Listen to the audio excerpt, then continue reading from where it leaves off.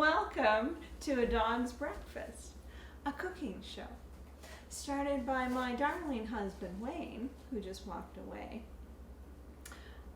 My name's Carol. My good friend Betty gave me this expanding apron that I love wearing when I cook, and I don't know if you can see all the flour on it, but there's a lot. It's been a well-used apron. So this morning Wayne said, you should make hamburgers tonight for the show. And I thought, hamburgers, not very exciting. But in truth, when you're a new cook, if you're a new cook, everything is both exciting and terrifying.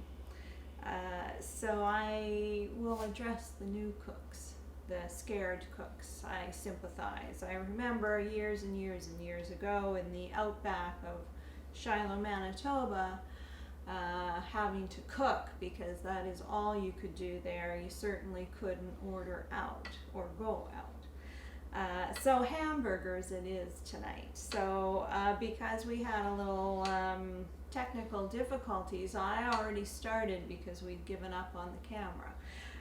So I have plopped into this bowl a pound of ground beef hamburger, and in truth, you can just use that for hamburgers and you're done.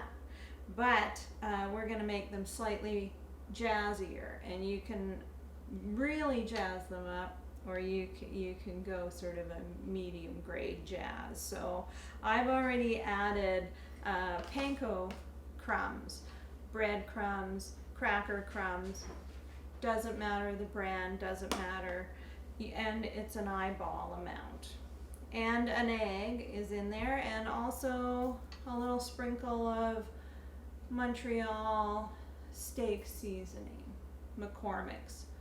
McCormick's, yes, but you know, there's lots of spice blends, so anything you've got, and good old-fashioned Worcestershire sauce, Worcester sauce. A little dab will do you on that. So put that in there.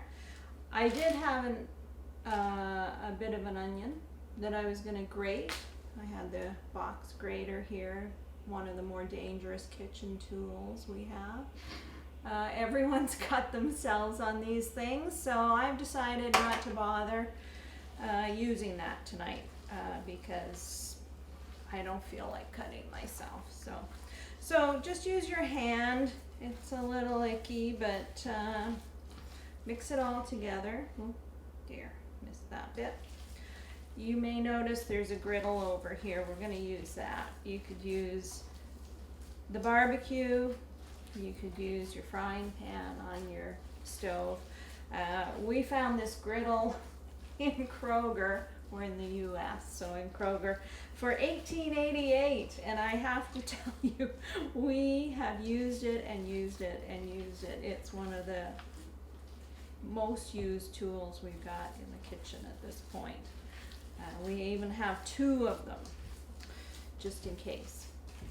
So I've mixed this up, this hamburger, with seasoning, egg, breadcrumbs, Worcester sauce, and then I'm just gonna, there's only two of us, it's only a pound. I'm gonna split it into 4, and that's sort of done in the bowl, and then you sort of feel whether it seems like you've got an equal amount for 4 patties. So plate there. See, that one feels a little light. I'll fix that up later. This one, it's a little heavy, so I'll take a little of that and stick it over here on this one. If you haven't cooked much, it is really intimidating, and it's especially intimidating, I know, if you've got company or you're cooking just for somebody else. And I don't know why that's the case, but you know, it just is. I always felt intimidated. I feel less intimidated with the experience I've had cooking. And I think if you're cooking during this pandemic, it's a good time to feel less intimidated. So these are basically quarter pounders. And if you form them into patties and then poke a hole in the middle, it's helpful for figuring out if the patty is cooked through in the end. So that's just something I do. I'm sure other people don't, but I think it's helpful. So don't spend a lot of time making them into patties. It's pretty simple, but yeah, the little hole in the center is helpful. So this griddle over here has been on the whole time, so it is ready and hot. We're gonna cook the patties, and I'm probably gonna chop up an onion or slice up an onion to add to it, and I think also a tomato. We've got a lot of jalapeno peppers on this plate. I'm probably not going to cook those because I'm not a big fan, but if you are, go ahead.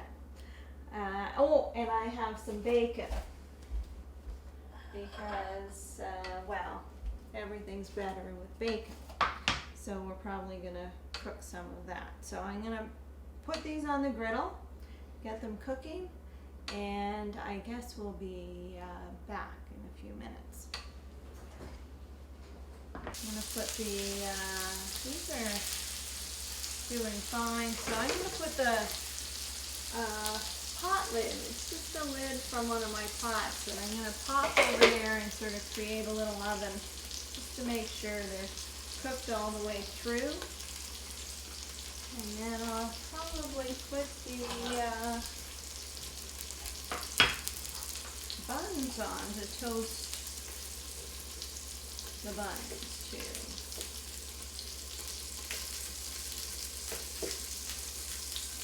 We'll take the onions off. They seem to be cooked enough.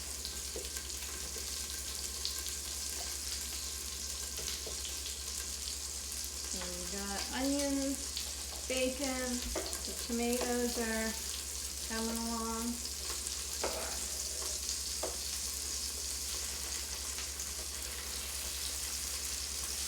Let them go, and we'll add a bun or two.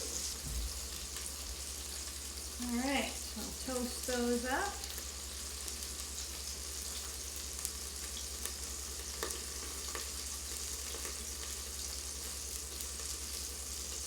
See how they turn out.